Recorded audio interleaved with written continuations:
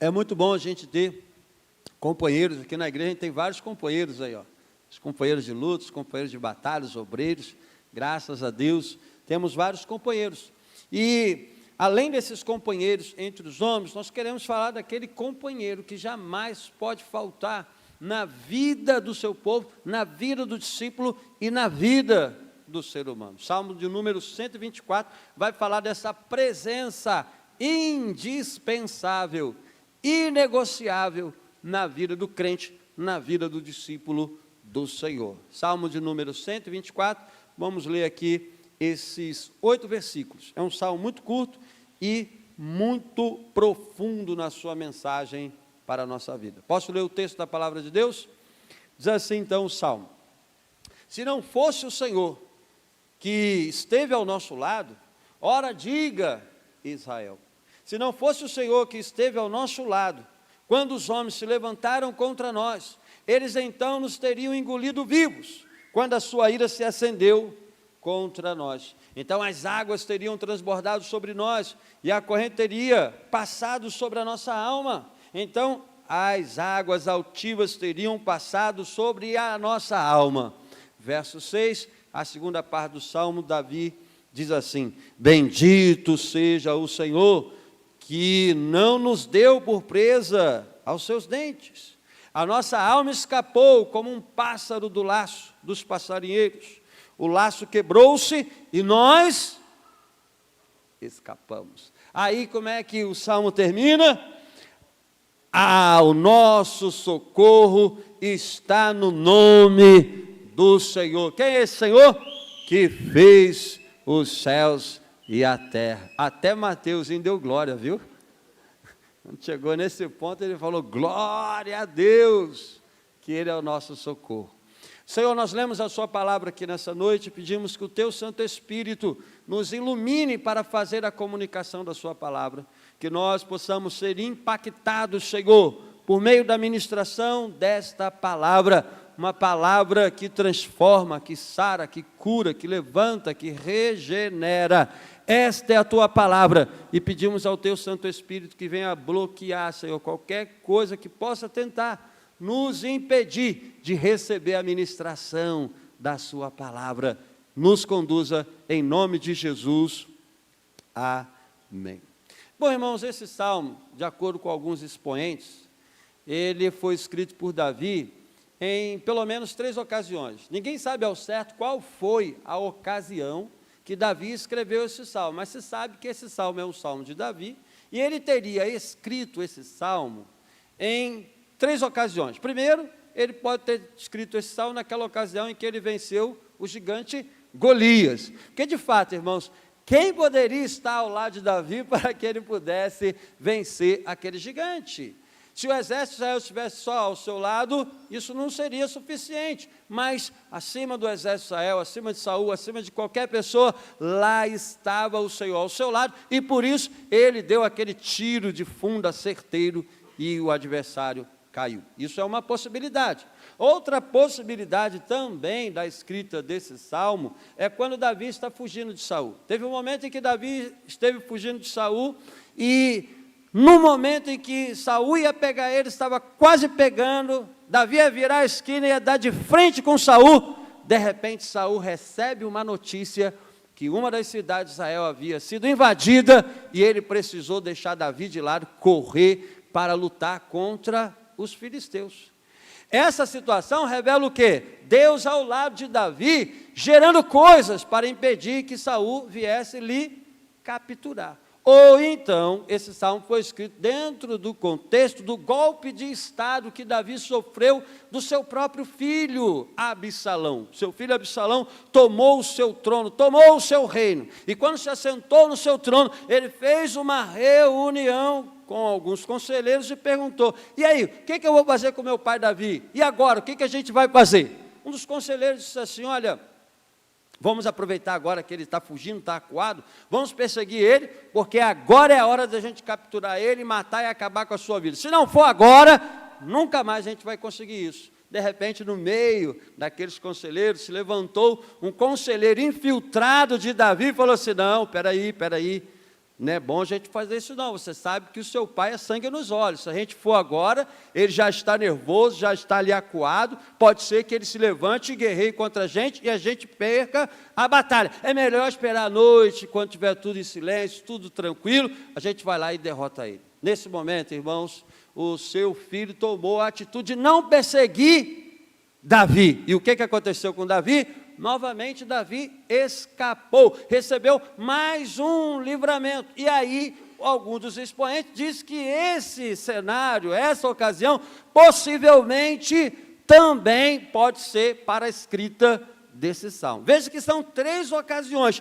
Ao certo nós não sabemos, mas o que fica claro, irmãos, nessas 3 ocasiões? Fica claro que Deus ao lado do seu servo, Deus ao lado de Davi, foi suficiente para ele escapar, para ele ser livre de toda e qualquer tentativa dos ataques dos seus adversários. Por isso, Davi, dentro desse salmo, ele faz 3 coisas. Primeiro, ele faz um reconhecimento, do versículo 1 ao versículo 5. Versículos 6 e 7, ele faz um louvor, e depois ele termina falando da sua convicção. Então, é um salmo que tem 3 partes muito simples, que a gente pode expor e compreender para aplicar na nossa vida. Lembrando que esse salmo foi composto por Davi, e aonde que ele era usado? Ele era usado na peregrinação para Jerusalém. Os peregrinos que iam a Jerusalém, pegavam esse salmo aqui de Davi, subia para Jerusalém e ia cantando esses 3 temas nas suas vidas. Enquanto eles subiam para Jerusalém, marchando para Jerusalém, para participar daquelas festas, para estar na casa do Senhor com alegria, nesse salmo, o que eles cantavam? 3 temas diante de Deus. Primeiro, reconhecimento. Segundo, louvor a Deus. Terceiro, a convicção que eu e você precisamos ter diante do Senhor. Então vamos por parte aqui, vamos direitinho por parte, para a gente compreender o significado desse salmo para a nossa vida. Veja, irmão, no versículo 1, o salmista já apresenta uma frase que revela um tema muito importante para nós: se não fosse o Senhor que estivesse ao nosso lado. Em linguagem popular, o que Davi está dizendo aqui? Se Deus não estivesse comigo, já era. Em linguagem popular, Davi está reconhecendo assim: olha, eu não estava sozinho. Se eu estivesse sozinho, a minha vida estaria perdida.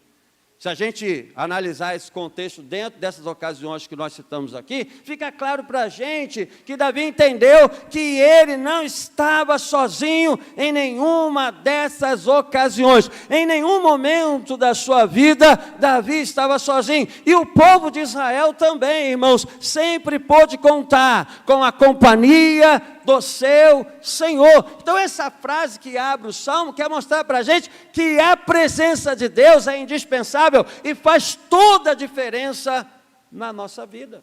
E Davi está abrindo esse salmo revelando essa consciência: Deus está comigo, sozinho não dá. É isso que ele está reconhecendo aqui logo de saída, e parece que muitas pessoas ainda não entenderam isso na sua vida. Irmãos, tentar viver uma vida ausente de Deus, tentar viver uma vida vazio da presença de Deus, é uma vida que perde sentido, é uma vida que perde significado, é uma vida, inclusive, que perde até o prazer da existência. O que está acontecendo com a nossa sociedade nesse tempo? A nossa sociedade moderna, contemporânea, ela diz que Deus não existe, o homem está o quê? Sozinho neste universo. O homem moderno diz assim: a única mente inteligente que tem nesse universo até agora é nós estamos sozinhos, e aí cada um tem que se virar e dar um jeito na sua vida. Que coisa negativa, né, irmãos? Que vida sem esperança. Esse é o contexto que a gente vive de sociedade atual, uma sociedade secularizada, dominada pelos valores do secularismo, não consegue entender e acreditar que Deus é o Senhor de todas as coisas, não consegue entender que, apesar dela não ver, o Senhor é Rei Supremo, Soberano, e a sua presença está em todos os limites deste universo. Mas especialmente, irmãos, a presença dele está com quem? Especialmente a presença de Deus está com o seu povo. E é por isso que a gente vê aqui na segunda frase desse versículo 1, uma expressão que chama Israel a ser testemunha pessoal, a ser testemunha concreta do que ele está dizendo. Olha a expressão que a gente encontra: se não fosse o Senhor que estivesse ao nosso lado, ora diga, Israel. O que Davi está dizendo aqui? Olha, se Deus não estivesse ao nosso lado, não, Israel? Se Deus não estivesse ao nosso lado, Israel pode dizer muito bem isso. Israel, irmãos, podia ser uma testemunha da abundância, da presença de Deus na sua história. Por quê? Olha que coisa linda, irmãos. De toda a terra, Deus escolheu um povo. De toda a terra, Deus escolheu um povo, que é o povo de Israel, para fazer uma aliança com esse povo. E essa aliança foi uma aliança magnífica, aonde a glória de Deus se manifestou diante dos olhos de Israel. E Israel pôde perceber que Deus estava com ele. Lembra da experiência do Monte Sinai? Israel chegou a dizer para Moisés: Moisés, pelo amor de Deus, fale você conosco e não o Senhor, porque ele viu, Israel viu a glória de Deus tremendo naquele monte. Israel viu a glória de Deus visivelmente diante dos seus olhos. E para que Deus estava fazendo isso, irmãos? Para dizer: Israel, a partir de agora, por meio dessa aliança, eu estou contigo, eu estou presente na sua vida, eu habito com você. Ora, diga, Israel. Israel, chega aí, testemunha aí que você pode testemunhar de maneira intensa que de fato Deus está conosco. Deus estava na vida de Davi, Deus estava na vida de Samuel, Deus estava na vida de Moisés, e de maneira coletiva, Deus estava na vida de Israel. Israel podia se apresentar como uma testemunha de que Deus escolheu esse povo para ser o lugar da sua habitação. Veja, Deus esteve com Israel desde a formação na era patriarcal. Deus chamou Abraão e passou a estar ao lado de Abraão todos os dias. Deus esteve presente com Israel no momento do Egito, ainda que sofresse dores. Deus esteve presente com Israel na peregrinação do deserto. Deus esteve presente com Israel nas batalhas de conquista com Josué. Deus esteve presente em Israel o tempo todo, porque Deus fez uma aliança de habitação com o seu povo.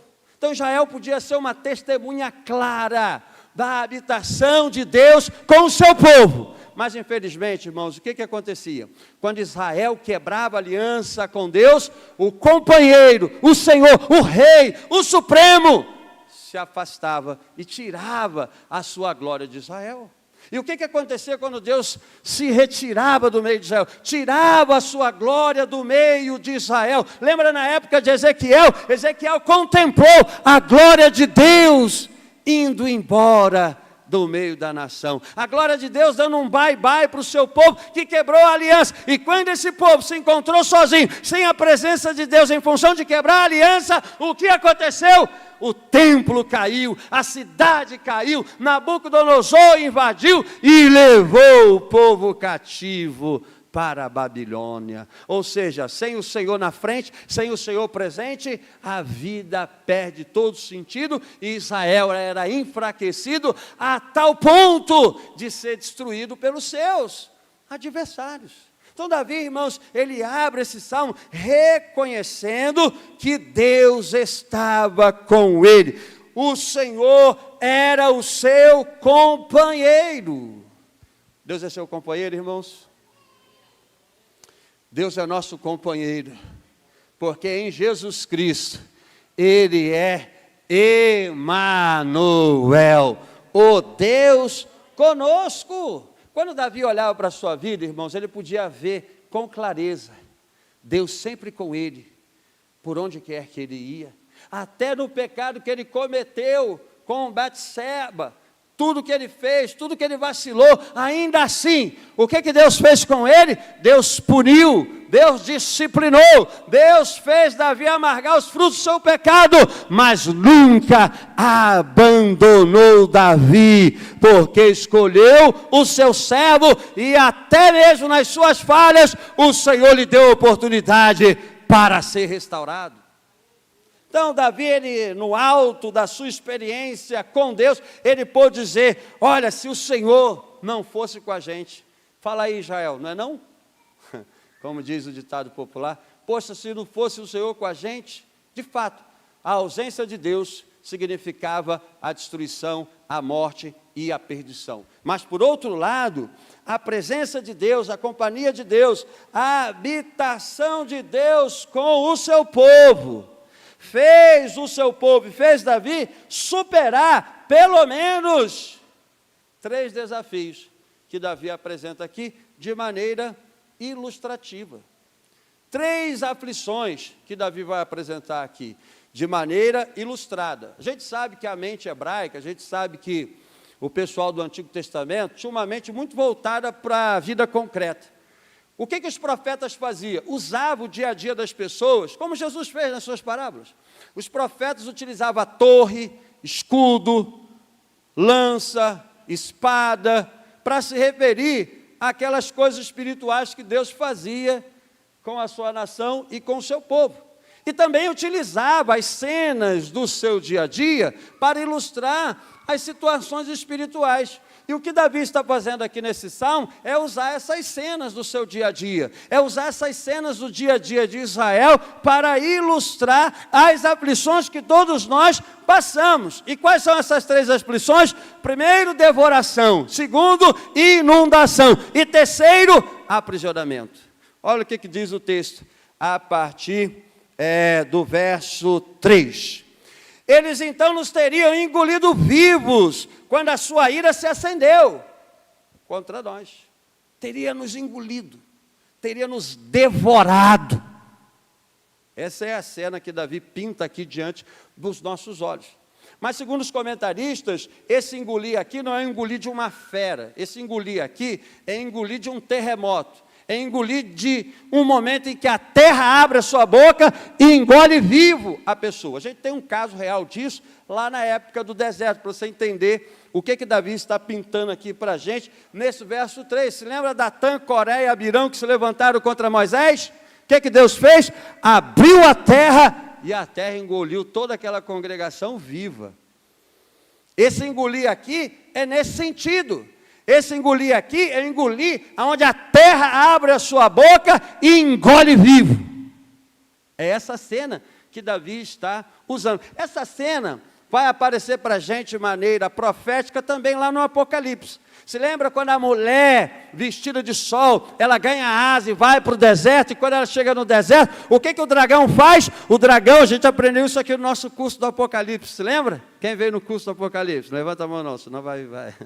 Veja, no curso do Apocalipse aqui, a gente viu que a mulher foi para o deserto, e quando o dragão, quando a serpente lançou um rio da sua boca, a terra abriu a sua boca e engoliu aquele rio da serpente. É essa cena que Davi está apresentando aqui. Quando eles vieram nos engolir, é quando tenta engolir, é quando a terra abre a sua boca para engolir vivo. Essa cena Davi coloca nos seus adversários, quando os homens se levantaram contra nós, tentando nos engolir, como a terra abre a sua boca para tragar. O que aconteceu, irmãos? A fúria, o ódio, a investida dos seus adversários, seja Saul, seja os filisteus, seja qualquer um, que tentou destruir a vida de Davi, não pôde acabar com a vida de Davi, porque o Senhor estava ao seu lado. E olha que vários exércitos se levantaram contra Davi. Várias batalhas ele enfrentou. Mas Davi olhava para o lado e ele via quem, irmãos? Pode vir todo mundo. É por isso que ele tirou aquela onda com o gigante Golias. Aí, meu irmão, você veio para a gente aí, seu incircunciso. Parada é o seguinte: eu vou contra você em nome do Senhor dos Exércitos. Aí ele olhou do lado e viu quem do lado dele? O Senhor estava do seu lado. Por isso que Davi foi marrento. na linguagem popular. Por isso que Davi foi marrento, porque sabia quem bancava aquela parada, sabia quem estava ao seu lado. As armas investidas, os ataques, eu vou devorar Davi. Sempre Saul capotava e caía, e Davi continuava indo em frente, dentro do projeto de Deus. Que cena maravilhosa, né, irmãos? Que cena maravilhosa. A gente sabe que constantemente nós vivemos também esse combate. Constantemente a gente tem alguém que anda ao nosso derredor buscando nos tragar, buscando nos engolir, buscando nos devorar. O apóstolo Pedro diz que o adversário, Satanás, anda em derredor como leão bramando, buscando a quem possa tragar. Fala assim, eu não vou ser o trago do diabo. Não vou ser, porque eu tenho um leão maior do meu lado. O leão Satanás não pode contra o leão da tribo de Judá. É ele que está ao nosso lado. E a segunda cena que Davi usa para ilustrar as suas aflições, a cena de uma inundação. Olha o que diz o texto. Então as águas altivas teriam passado sobre a nossa alma. Verso 4. Então as águas teriam transbordado sobre nós, e a corrente teria passado sobre a nossa alma. É uma inundação emocional. Alma, uma inundação contra a alma. E ele enfrentou várias inundações. Se Deus não estivesse comigo, essas inundações teriam já afogado a minha alma há muito tempo. Sabe por causa de quê? Que no meio da dor, da angústia, seja da perda de entes queridos, seja dos embates, das violências, dos ataques, das frustrações, das feridas que vêm contra a nossa alma. Sabe por quê que a nossa alma não é afogada por essas inundações? Porque lá ao nosso lado está o nosso Senhor. Você sabe o que uma inundação causa? A gente tem um exemplo disso no próprio dilúvio, uma inundação que arrastou todo mundo. A inundação do dilúvio foi uma inundação terrível, irmãos. Agora imagine essa inundação dentro da alma. Se essa inundação do lado de fora já é terrível, imagine essa inundação dentro da alma. Elas teriam passado sobre a nossa alma. Essa inundação ninguém vê. Essa inundação é invisível. Do lado de fora está tranquilão, do lado de fora a gente está arrumado, do lado de fora as mulheres estão maquiadas, do lado de fora os homens estão bonitinhos, do lado de fora a gente está vivendo, sorrindo, brincando, mas do lado de dentro o que acontece? Inundações contra a nossa alma. Mas eu tenho uma boa notícia que Davi está falando aqui. Quem está contigo nessa inundação? Quem está contigo quando bate a depressão? Quem está contigo quando bate a angústia? Quem está contigo quando bate a ansiedade? Quem está contigo quando a sua alma começa a querer se inundar? O Senhor está ao nosso lado para nos sustentar e dizer, a sua alma não será inundada, a sua vida não será inundada. Você pode até viver noites escuras da alma, como Martim Lutero vivenciava. As noites escuras, as inundações batiam contra a sua alma. Ele envergava, ele se prostrava, mas no dia seguinte ele estava de pé cantando, celebrando o seu Senhor. Charles Spurgeon, um dos maiores pregadores do Evangelho de todos os tempos, no século XIX, sofria de gota. Tinha dia que ele queria correr do altar e ir embora, se esconder e não ver ninguém, porque as inundações da alma batiam nele, mas o Senhor estava ao seu lado. E Ele está aqui também, do nosso lado. Ele fala assim para a gente, calma que eu estou contigo. Eu sei que você chora, eu sei que você sente turbilhões da sua alma, mas eu estou ao seu lado. Agora vem, irmãos, a segunda parte do Salmo, porque na primeira parte do Salmo, Davi está fazendo o quê? O reconhecimento, certo? E na segunda parte do Salmo, vem a terceira figura, vem a terceira imagem. Na terceira parte do Salmo, ele vai bendizer ao Senhor. Olha o que diz o verso 6, bendito seja o Senhor. Por que Deus é bendito? Por que Deus é digno de ser exaltado, enaltecido? Por que ele é digno de ser louvado?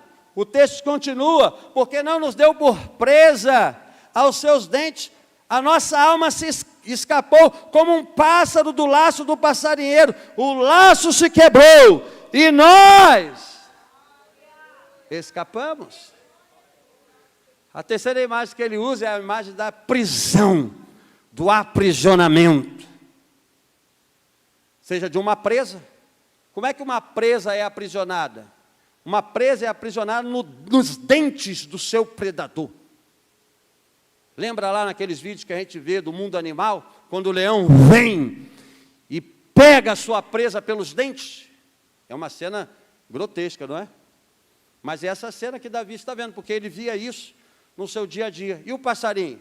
Isso aí você, quando era criança, fazia de montão, né? Quem nunca botou o visgo aí para pegar o pássaro? Ih, a galera aqui não teve infância não, hein? A gente tinha aquele visgo que colocava assim na vareta, o passarinho vinha e ficava agarrado. Quem já fez isso aí, irmãos? Aqui ninguém fez? Já fez? Só ele que fez? Vou ligar para o IBAMA, vou mandar prender só você então. Só você que vai preso hoje aqui. Queria saber aqui que eu ia denunciar. Você era criança na época, só está liberado. Veja, a terceira imagem que ele utiliza é a imagem do aprisionamento. Davi está dizendo o quê? Não nos prendeu, não nos aprisionou. Os seus dentes e os seus laços não nos prenderam. Por quê? O Senhor quebrou os laços, o Senhor quebrou as prisões. E sabe o que é lindo, irmãos? Que no Novo Testamento a gente sabe aonde que essa cena se aplica. Aonde que nós estávamos, irmãos? Nós estávamos aprisionados. Aonde que nós estávamos aprisionados? Nós estávamos aprisionados em nossos pecados e delitos. Nós nos aprisionamos em nossos próprios pecados. Como é que nós vivíamos? Como um pássaro engaiolado em nossos pecados, engaiolados em nossas transgressões. E por mais que nós tentássemos fugir desse aprisionamento, jamais conseguimos sair. Aí veio o Senhor dos céus, deixou o seu trono de glória, assumiu a forma de homem, na forma de homem foi servo obediente até a morte, e morte de cruz. E no último momento da sua vida, às 3 horas da tarde, sexta-feira, ele olhou para o céu e diz: está pago, como diz Rodrigo, Questeletai. Está pago. Nesse momento, irmão, as prisões, as cadeias, as algemas foram arrancadas da nossa vida, e como um pássaro livre, o Senhor Jesus, pelo poder do seu Evangelho, nos colocou em liberdade. O cativeiro foi quebrado, o laço foi quebrado, a prisão foi estourada, e hoje nós estamos em liberdade. Quase que eu cantei Frozen aqui, né? Mas aí eu ia fazer... Não é Frozen não, né? Mas a gente está livre, amém? A gente pode louvar, livre estou de verdade. Aleluia, Jesus. Repreende essa Frozen aí. Está gravando não, né? Ainda bem. Graças a Deus. Fernandinho, isso aí. Beleza, melhorou, Fernandinho. E por último, irmãos. Tá vendo desenho aberto, né, irmãos? É porque não está gravando aí. A gente fica um pouco mais à vontade. Estamos livres. E verso 8, para a gente encerrar, que é a última parte do livro. Ou melhor dizendo, a última parte do Salmo, onde ele arremata revelando o quê? A sua convicção. Primeiro, o que ele revela? A sua consciência. É Deus que está comigo. Não foi a minha força, não foi o meu poder, não foi o meu mérito, não foi a minha capacidade. É Deus que está comigo.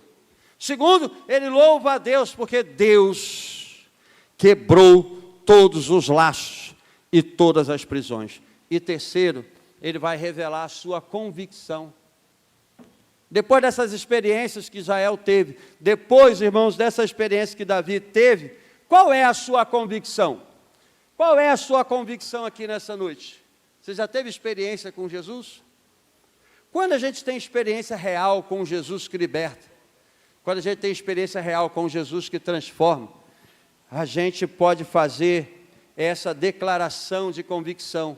A gente pode confessar a nossa convicção, como fez Davi no último versículo. O nosso socorro está no Senhor. Está no Senhor? Está no Senhor que fez os céus e a terra. Irmãos, Davi termina esse salmo de forma brilhante. O que ele quer dizer com isso daqui, irmãos? O que ele quer dizer com isso aqui? Isso é muito lindo, irmãos. Meu socorro vem de quem? Vem do Criador. Se liga no mistério. A Gisele gostou agora desse linguajar. Se liga no mistério. Aí, seu Luiz Massulo, beleza? Se liga no mistério, está dizendo assim: o meu Criador é o meu socorro. Por que ele termina assim? Porque ele está vivendo com todas as outras criaturas. Por mais poderosa que seja qualquer criatura, nenhuma criatura, irmãos, pode nos aprisionar. Nenhuma criatura pode nos destruir. Nenhuma criatura pode nos separar do amor de Deus, porque o Criador está ao nosso lado, e Ele é o nosso socorro, e Ele veio aqui nessa noite, o Criador dos céus e da terra, o Senhor do universo, para socorrer a sua alma, e transformar o seu coração. Se coloque de pé nessa noite. Qual é a convicção que você tem? Quem são as criaturas do inferno que nos atacam? Mas Satanás, pastor, ele é muito poderoso. Uma vez eu estava numa vigília, meu filho era pequeno, nós estávamos na porta. E uma irmã tão inocente chegou para mim e falou assim, na porta: pastor, tira seu filho daí. Mas por que, irmão? Não, que pode vir uma seta lá do altar e pegar nele aqui. Falei: não, irmão, o Senhor está com a gente aqui, não tem seta nenhuma que vai pegar a gente, não. Às vezes tem pessoa que fica falando tanto do poder de Satanás. Cuidado com Satanás, cuidado com Satanás, irmãos. Satanás é uma criatura caída. Claro que a gente não vai ignorar os ardis de Satanás, que a gente não é bobo. Mas ele é uma criatura caída. Ele está na coleira de Deus, que é Criador dos céus e da terra. Ele só vai até onde Deus deixa. Olha que eu quero tocar lá em Jó, pode tocar, mas você está na coleira, você vai até onde eu deixo.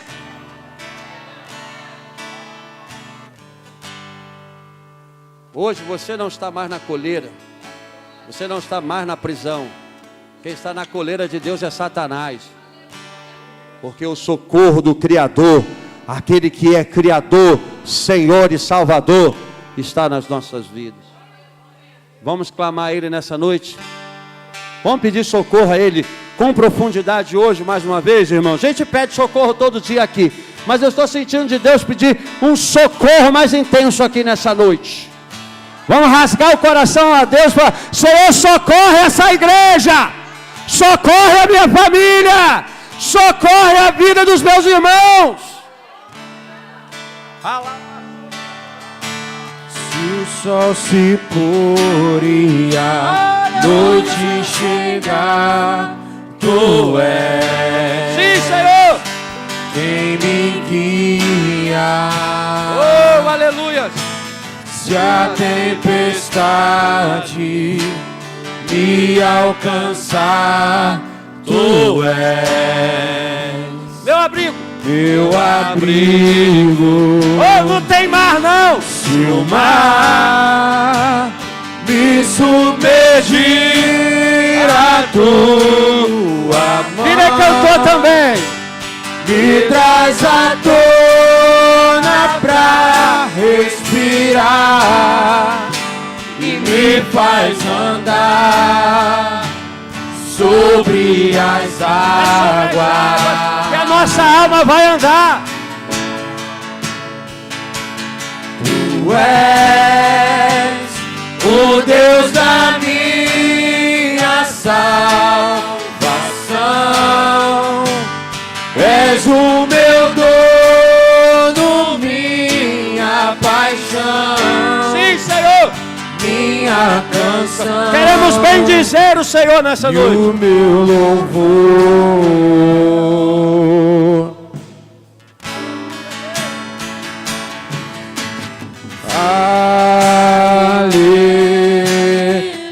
Aleluia.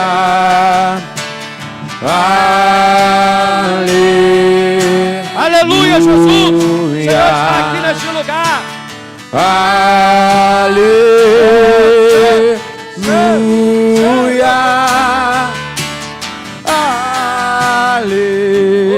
Aleluia, Jesus.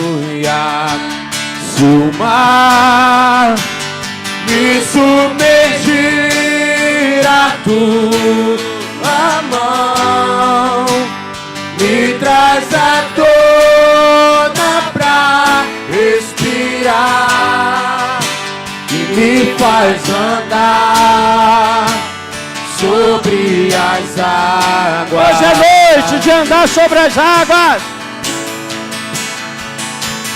Tu és Faça o teu povo andar sobre as águas nessa noite, Jesus. Socorre a tua igreja. És o meu dono, visita as nossas famílias, Senhor. minha paixão, minha canção e o meu louvor. Aleluia, Jesus. Vamos orar, irmãos. Se você quiser vir aqui na frente para a gente buscar o socorro do Senhor, a oportunidade está aberta. Pastor, eu preciso desse socorro. Minha alma tem ficado aprisionada no desânimo. Minha alma tem ficado aprisionada na angústia. Eu quero a liberdade nessa noite. É o momento que a gente tem, irmãos, para clamar ao Senhor. O Criador dos céus e da terra está aqui conosco. E em Jesus Cristo, Ele enviou para nós a libertação. Pede a Deus, Senhor, eu quero essa consciência de Davi. Eu quero entender que a vida fora da sua presença não faz sentido. Sem o Senhor ao meu lado, não dá. Peça a Ele para colocar em você nessa noite essa consciência. Porque, irmãos, quando a gente alcança essa consciência de Davi, aonde que a gente quer estar? A gente quer estar sempre ao lado do nosso Senhor, sempre aos pés do nosso Senhor, sempre buscando a Ele, pedindo: Senhor, esteja ao meu lado. Como Moisés, na intimidade, pôde clamar a Deus: Senhor, se o Senhor não for conosco, não nos faça sair daqui. Eu não quero sair daqui se o Senhor não estiver do meu lado. É essa convicção, irmãos, é essa fé viva que o Senhor nos chamou para ter em Jesus Cristo. Coloque a mão no seu coração. Senhor Jesus, estamos aqui nessa noite, Senhor, buscando a sua presença. Nós não queremos o Senhor longe de nós. Para o Senhor se aproximar de nós, venha quebrantar os nossos corações. Quebrante os nossos corações. Nós queremos coração quebrantado diante do Senhor. Quebra o nosso coração, Senhor, para nós nos prostrarmos diante do Senhor e clamar: vem, Jesus, e controla todo o meu ser, controle toda a minha vida. Não é a minha capacidade, não é a minha condição, não é a minha inteligência, mas é o Senhor que está do meu lado. Peça a Ele nessa noite: Senhor, esteja do meu lado. Jesus, esteja ao lado desse irmão, dessa irmã. Esteja lá ao lado dele no momento, Senhor, das suas tempestades internas. Esteja lá, Senhor, no lar de cada um de nós aqui, quebrando aqueles grilhões, Senhor, que prende pessoas, Senhor, e impede de se lançar em Ti, Jesus. Que o Senhor na nossa vida, que a presença do Senhor na nossa vida venha fluir para aqueles que estão à nossa volta, e possa haver libertação, transformação, vida, restauração, Senhor. Nós queremos viver, Jesus, esta fé que Davi manifestou aqui no Salmo, essa convicção: o meu socorro, ele vem do Criador. Nenhuma criatura tem poder para me destruir. Nenhuma criatura tem poder para me tirar das mãos do meu Senhor. O meu Criador é o meu socorro. Jesus, entra com seu socorro e mude a nossa história, da nossa família, dessa igreja, Senhor.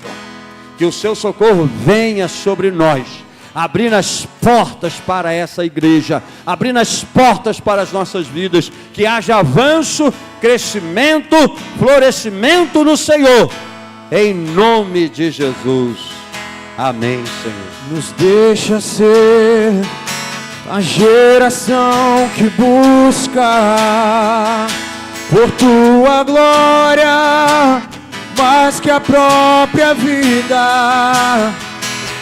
Nos deixa ser a geração que busca por tua glória, mais que a própria vida. Sem ti não irei, sem ti não irei, e não nos deixe sair da tua presença. Sem ti não irei, sem ti não irei, e não nos deixe sair da tua presença. Aleluia, louvado seja o nome do Senhor. Vamos aplaudir o Senhor com mais força. Que o Senhor se faz presente aqui nesse lugar. Amados irmãos, vamos adorar o Senhor agora com nossos